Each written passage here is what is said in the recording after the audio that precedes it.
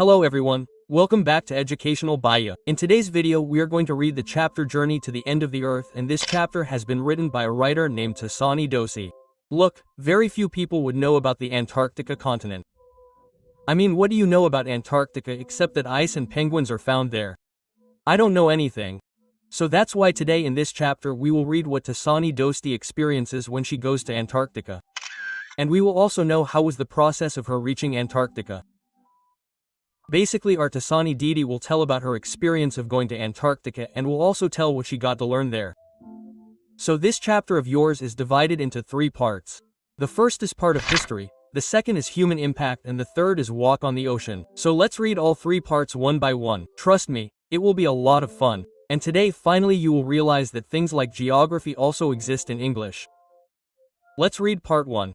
So this chapter starts with Tasani Didi, who is currently inside a very big Russian whistle. Russian whistle means inside a very big Russian ship, and the name of that Russian ship is Akademik Solsky, and our Tasani Didi is going towards the world's coldest, driest and windiest continent, which is Antarctica. By the way, our writer Tasani Didi is also from India, and if we talk about a particular place, she belongs to Madras, and if I talk in a little technical terms, Madras lies at 13.0 degrees north of the equator. By the way, this journey for the writer was not so easy because before reaching Antarctica, she crossed 9 time zones, 6 checkpoints and 3 water bodies. Water bodies like Indian Ocean, Pacific Ocean, Atlantic Ocean, etc. And not only this, she crosses many ecosystems and finally reaches Antarctica. And not only this, as soon as Tasani Didi takes the first step in Antarctica, she gets a lot of relief from within. And she gets very shocked seeing the beautiful scene in front of her eyes because she could see a very large white land mass far and wide, and the blue ocean was visible. Obviously, what else would you expect in Antarctica? You will not see buildings there. You will only see ice and sea. But still this experience was very good for Tasani Didi. Hi, I am your Tasani Didi. You know, it took me more than 100 hours to reach Antarctica. No, I have not traveled by ship only, but I have traveled by car, bus, airplane and ship. And after traveling by so many things, I have reached here. And you know, reaching here is absolutely worth it because it is very far from humans. Obviously, Antarctica is very isolated. And that is why this place is very wonderful. By the way, do you know the history of Antarctica? 650 million years ago, human beings did not exist, and the Antarctica that existed at that time was a tropical rainforest, and at that time, it used to be very hot in Antarctica. Antarctica was not an icy continent like today, rather it used to be full of forests. And at that time, there used to be a supercontinent, whose name was Gondwanaland. And many countries like India, Africa, Antarctica, Australia were included in that supercontinent. Yes, you are hearing it right. At that time everyone was connected together. India, Africa, Australia, Antarctica were not separate, but all were connected together. And the name of this supercontinent is Gondwanaland. But sadly, human beings did not exist at that time. Just think yourself, where would human beings come from 650 million years ago? If we talk about just 180 million years ago, then at that time creatures like dinosaurs were alive and were found all over the earth. And at that time a wide variety of flora and fauna was also found in Antarctica. That means that the trees and animals that were found in India and Africa at that time were also found in Antarctica. The climate of the entire Gondwanaland was almost the same.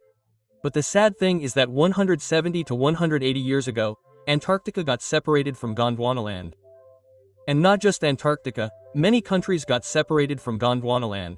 And look, there could be many reasons for the separation of these countries, but the main reason is the rapid shifting of tectonic plates. Now, what are tectonic plates? You must know this. They are found beneath the earth. You must have read about them in science. By the way, you people will not believe that 500 million years ago, Antarctica was very developed. Everything was there in abundance. Whether you talk about flora and fauna, or minerals, or gold, or anything else. But then due to tectonic plates, Antarctica got separated from Gondwanaland and slowly it kept sliding towards the South Pole and got stuck. And this is the time when our beloved dinosaurs said goodbye to us and left. By the way, I had said this in an old video too, that how much fun it would have been if the dinosaurs were alive. We humans and dinosaurs would have made friends and ruled the world. So you people started making fun of me on this. Anyway, it doesn't matter. At least if the dinosaurs were alive, then at least our Earth would not have been so dirty. In the rule of human beings, humans are spreading waste pollution. Anyway, let's come to the topic. Now see, Antarctica gradually slipped and got stuck at the North Pole. In the same way, India collided with Asia. And this is the region where the Himalayan mountains were formed and many pieces of Gondwana land were also broken, due to which our present globe was born. That is, the region of the world map that you see now is this because if Gondwana land had not broken, then you would have seen India, Africa, Australia, Antarctica all at one place. And India would not have been a part of Asia either. And see, as these different countries were formed, we cannibalistic humans were also born on Earth. Now let's see what our writer is telling us. By the way, you know, we should never forget where we have come from and where we could possibly be heading. That is, we should never forget how we humans were born, and in which direction we are going, and at the end what is going to happen to all of us, because at the end we will all meet in the same dust. And you know, visiting Antarctica is a part of history, and we should never forget the importance of all these things. Now you must be thinking about which things I am telling you. Listen to all these words carefully. It may be important for your exams too. The first one is quadrillion folds. That is, I explained to you with an example how India collides with Asia and the Himalayan mountains are formed. So this formation is called quadrillion folds. Similarly, the second word is Precambrian granite shield. This is the name given to stones that are more than 570 million years old.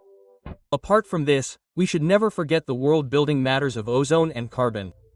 After this, the writer says that not only this, but we should also never forget about evolution and extension. You can take the example of evolution from us humans only, how we have been evolving from time to time. And you can take the example of extension from dodo bird or dinosaur. So all these words that I told you like quadrillion folds, Precambrian granite shields, ozone and carbon evolution and extension, we should never forget all these things.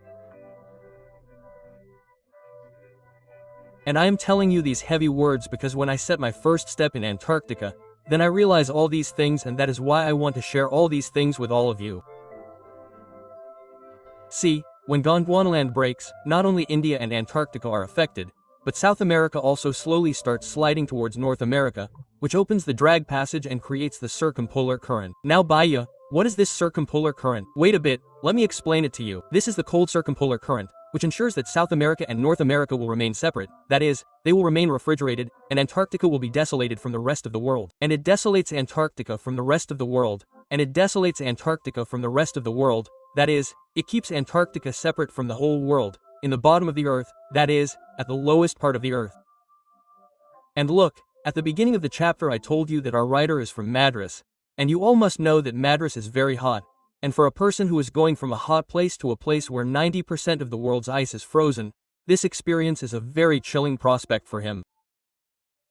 Chilling prospect means a very scary and fearful experience. And you know, this fear is not just felt metabolically and circulatory. That is, the writer is feeling cold, it is indeed feeling real. But even just by imagination he is feeling a lot of fear and excitement. Because this experience is something like you are walking on a big jointed ping pong ball. Obviously, if you do this, then you will feel both fear and excitement together. Then Tasani Didi tells that there are no human markers in Antarctica. No billboats, no trees, no buildings, nothing. And inside Antarctica, none of your earthly senses or real senses work.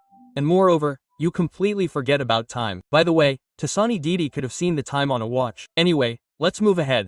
You know, if I talk about visible ranges here, that is, things that we can see, then in Antarctica, very small things are found, that is, from microscopic level to very big things. Yes, there are no buildings in Antarctica. Human markers are not found anywhere. But still there is no dearth of things and creatures in Antarctica. If I talk about small things, then midges and mites, which are very small insects, are also found in Antarctica. And if I talk about big things, then blue whales and very big icebergs are found. If I give you an idea, some icebergs in Antarctica are bigger than Belgium. Yes, icebergs bigger than Belgium, which is a country, are found in Antarctica. That too when Antarctica has not been fully explored. Imagine if Antarctica is fully explored, how many more big icebergs will be there? But for now, the largest recorded iceberg is bigger than Belgium. Then the writer says that the day in Antarctica is of 24 hours. Now you must be thinking, brother, what 4 hours does it have here? We also have 24 hours here. But friend, we do not have a 24-hour day here, there is also night. But in Antarctica, 24 hours are the same. What I meant was that in Antarctica, there is only day in summertime. There is never night.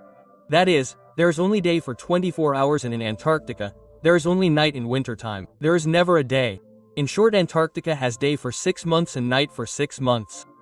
Then I noticed that there is ubiquitous silence in Antarctica.